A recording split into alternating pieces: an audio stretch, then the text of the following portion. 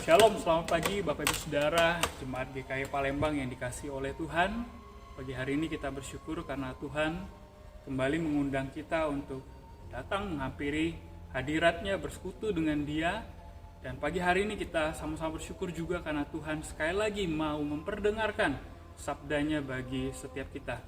Oleh karena itu Bapak Ibu Saudara, mari saya ajak kita sekalian untuk membuka satu bagian firman Tuhan dari kitab Filipi, dari surat Filipi, pasal yang kedua, ayat yang pertama sampai ayat yang keempat. Filipi, pasal yang kedua, ayat yang pertama sampai yang keempat. Saya akan bacakan ayat ini untuk kita sekalian, dan saya harap Bapak Ibu Saudara bisa membaca dan ikut menyimaknya dalam Alkitab masing-masing. Demikianlah firman Tuhan. Jadi, karena dalam Kristus ada nasihat, ada penghiburan kasih, ada persekutuan roh, ada kasih mesra dan belas kasihan. Karena itu sempurnakanlah sukacitaku dengan ini. Hendaklah kamu sehati sepikir dalam satu kasih, satu jiwa, satu tujuan, dengan tidak mencari kepentingan sendiri atau pujian yang sia-sia.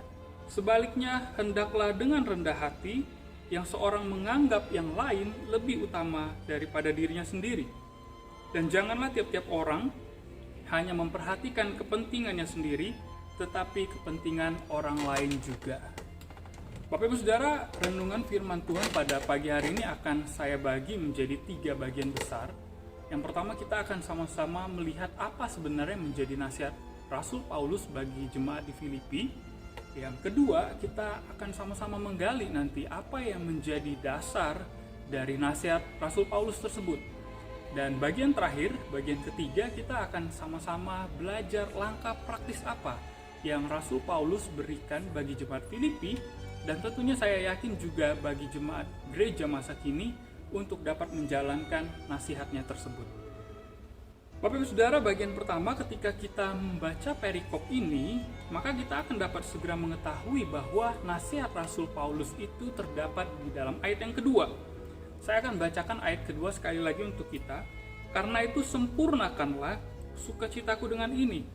Hendaklah kamu sehati sepikir dalam satu kasih, satu jiwa, satu tujuan. Ada hal yang menarik di sini Bapak Ibu Saudara untuk kita sama-sama perhatikan. Paulus memulai nasihatnya dengan perkataan, karena itu sempurnakanlah sukacitaku. Pernahkah kita berpikir, kok Paulus bilangnya menggunakan sukacitaku ya? Bukan sukacita Tuhan, tapi sukacitaku. Terkesan Paulus itu sangat egosentris seperti itu, menjadikan dirinya sebagai pusat perhatian. Namun sebenarnya dengan mengatakan sempurnakanlah sukacitaku, Paulus tentu saja tidak sedang ingin menjadikan dirinya sebagai fokus kesatuan dari jemaat Filipi, melainkan dia menggunakan kedekatan emosinya untuk mendorong jemaat di Filipi itu melakukan apa yang menjadi nasihatnya.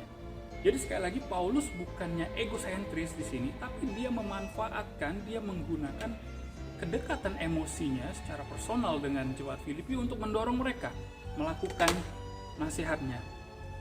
Hal yang menarik lainnya adalah Bapak Ibu Saudara, di dalam bahasa Yunani, kata perintah sempurnakanlah itu dalam konteks ini memiliki makna, yaitu menyelesaikan sesuatu yang sudah dimulai atau yang sudah ada sebelumnya. Artinya apa? Artinya sukacita itu sudah ada terlebih dahulu di dalam diri Paulus. Sukacita di dalam diri Paulus itu tidak ditentukan oleh kehidupan jemaat Filipi, tapi ditentukan oleh kasih karunia Allah yang sudah ia terima jauh bahkan sebelum Paulus melayani jemaat Filipi. Oleh karena itu Bapak Ibu Saudara, kehidupan jemaat Filipi itu hanya akan menambah sukacita Paulus.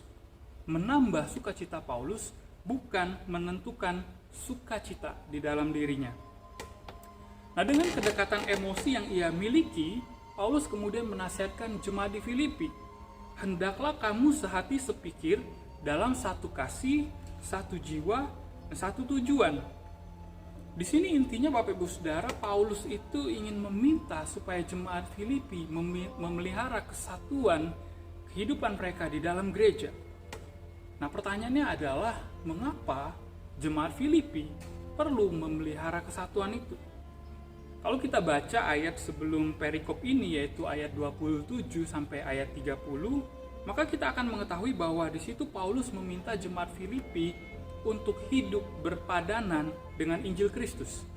Sebabnya adalah ada lawan atau ancaman dari pihak eksternal yang berusaha untuk mengintimidasi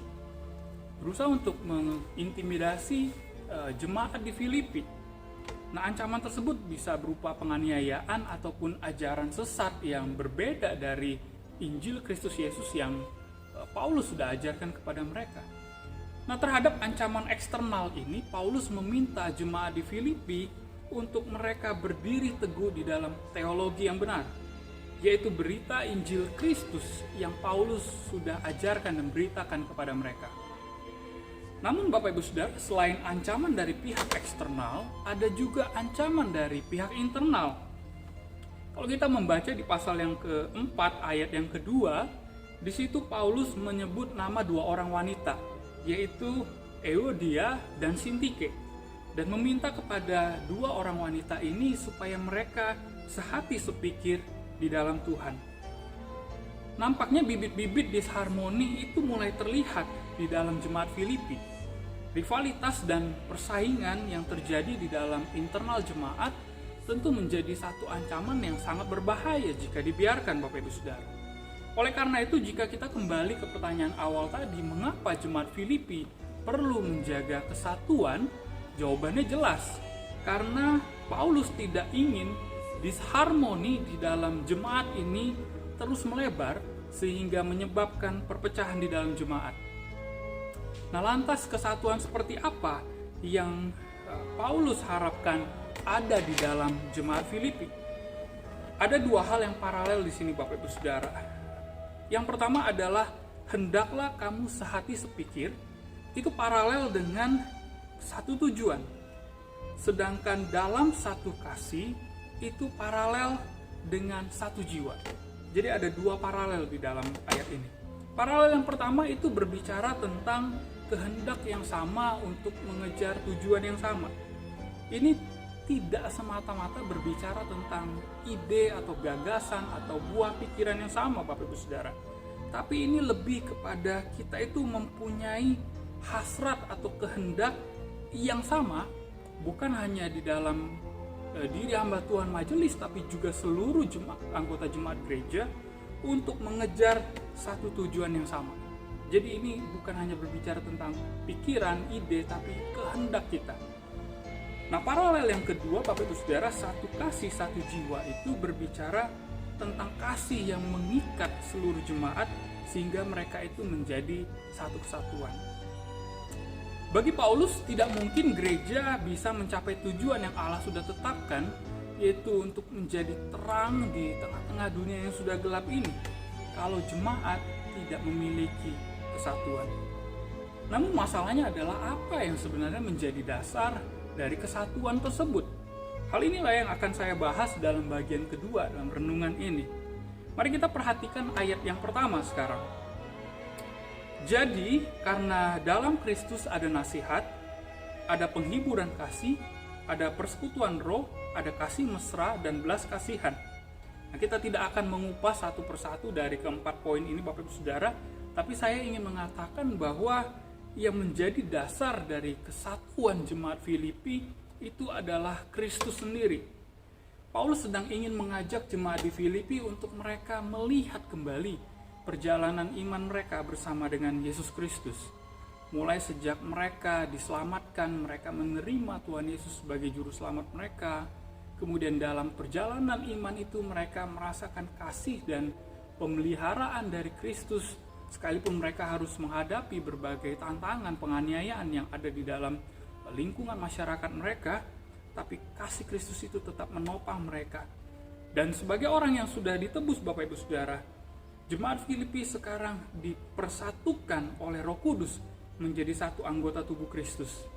Nah, semua hal ini harusnya menjadi dasar, menjadi fondasi bagi jemaat Filipi untuk mereka bersatu. Saya yakin Bapak Ibu Saudara, kalau Tuhan Yesus yang menjadi dasar sebuah gereja, maka gereja itu pasti akan bersatu. Karena tidak mungkin Tuhan Yesus sebagai kepala gereja itu akan membiarkan tubuhnya terpecah-pecah. Saya kutip sedikit dari perkataan pendeta Yakub Trihandoko dalam khotbah eksposisinya dari bagian Filipi ini. Di situ ia mengatakan begini, jemaat Filipi tidak menciptakan kesatuan, sebab kesatuan itu sudah ada sejak pertama kali mereka menerima Kristus dan masuk sebagai anggota tubuh Kristus. Kesatuan itu sudah ada di sana. Tugas mereka sekarang hanyalah memelihara kesatuan itu. Tugas mereka bukan menciptakan, tapi memelihara kesatuan itu. Namun demikian Bapak Ibu Saudara, saya sadar bahwa ini bukan berarti gereja itu tidak ada masalah sama sekali. Pasti akan ada riak-riak kecil di dalam gereja. Tapi kita tidak perlu khawatir karena hal itu adalah hal yang biasa. Selama kita sama-sama mengaminkan bahwa Kristuslah yang menjadi dasar dari gereja kita, maka Bapak Ibu Saudara, saya yakin gelombang yang besar itu tidak akan menghantam gereja, apalagi menghancurkannya. Sekarang kita akan melihat bagaimana cara yang Paulus ajarkan supaya jemaat Filipi dapat memelihara kesatuan tersebut. Caranya ada di dalam ayat yang ketiga dan ayat yang keempat. Saya bacakan sekali lagi untuk kita. Dengan tidak mencari kepentingan sendiri atau puji-pujian yang sia-sia, sebaliknya hendaklah dengan rendah hati yang seorang menganggap yang lain lebih utama dari dirinya sendiri. Dan janganlah tiap-tiap orang hanya memperhatikan kepentingannya sendiri, tetapi kepentingan orang lain juga. Kelihatannya sangat sederhana, bukan? Cara yang diajarkan atau diberikan oleh Paulus untuk menjaga kesatuan ini. Kita hanya diminta untuk tidak egois, Bapak Ibu Saudara. Namun walaupun kelihatannya sederhana, harus kita akui bahwa untuk menjadi tidak egois itu sangat sulit, bukan? Berapa banyak kita lihat bahwa orang bergereja dengan membawa agenda pribadi mereka. Berapa banyak kita lihat majelis bertengkar hanya karena urusan siapa yang hari ini akan pergi besuk. Berapa banyak hamba Tuhan yang bertengkar, ribut hanya karena masalah siapa yang akan pimpin doa berkat sesudah ibadah selesai. Ada banyak hal yang dipeributkan oleh gereja yang semestinya tidak perlu dipeributkan oleh mereka. Karena apa? Karena mereka gagal sebenarnya dalam mengontrol ego mereka. Saya sebenarnya tidak terlalu heran Bapak Ibu Saudara, karena memang natur dosa dalam diri manusia itu membuat dia selalu ingin mencari kepuasan bagi dirinya sendiri. Kepentingan dirinya sendiri itulah yang paling diutamakan. Karena itulah Paulus memberikan kunci agar kita bisa lebih mengutamakan orang lain, menganggap orang lain lebih baik dan lebih penting dari diri kita sendiri. Kuncinya itu ada di dalam frasa yang ketiga. Di ayat yang ketiga, maksud saya, di frasa dengan rendah hati. Kalau Bapak Ibu Saudara melihat di situ, sebaliknya hendaklah dengan rendah hati, Paulus mengatakan. Tapi terjemahan yang lebih tepat bukanlah dengan rendah hati Bapak Ibu Saudara, melainkan humility of mind atau kerendahan pikiran. Dalam bahasa aslinya ini menunjuk pada mentality of slave atau mental seorang budak.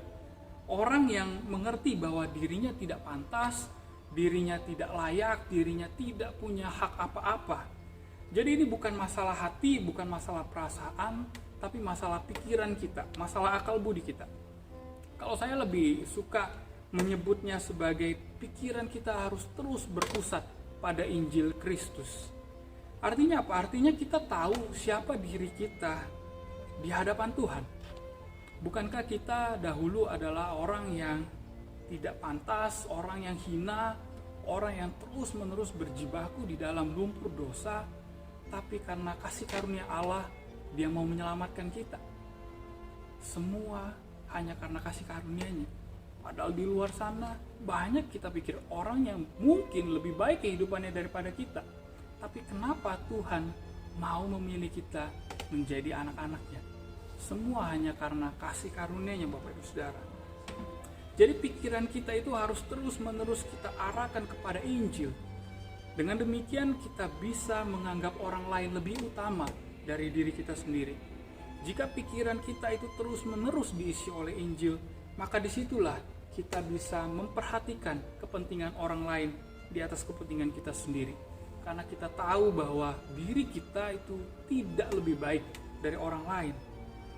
Saya sadar ini bukanlah hal yang populer di dalam dunia kita saat ini, Bapak Ibu Saudara. Di tengah kondisi yang sulit saat ini, mudah sekali untuk kita itu berfokus pada kepentingan kita, sehingga kita sulit untuk melihat kepentingan orang lain, khususnya juga di dalam kehidupan bergereja.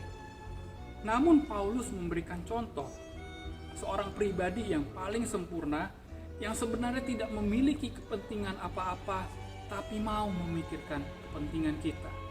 Pribadi itu ialah Kristus Yesus, yang walaupun dalam rupa Allah, tidak menganggap kesetaraannya dengan Allah itu sebagai milik yang harus dipertahankan, melainkan telah mengosongkan dirinya sendiri dan mengambil rupa seorang hamba dan menjadi sama dengan manusia.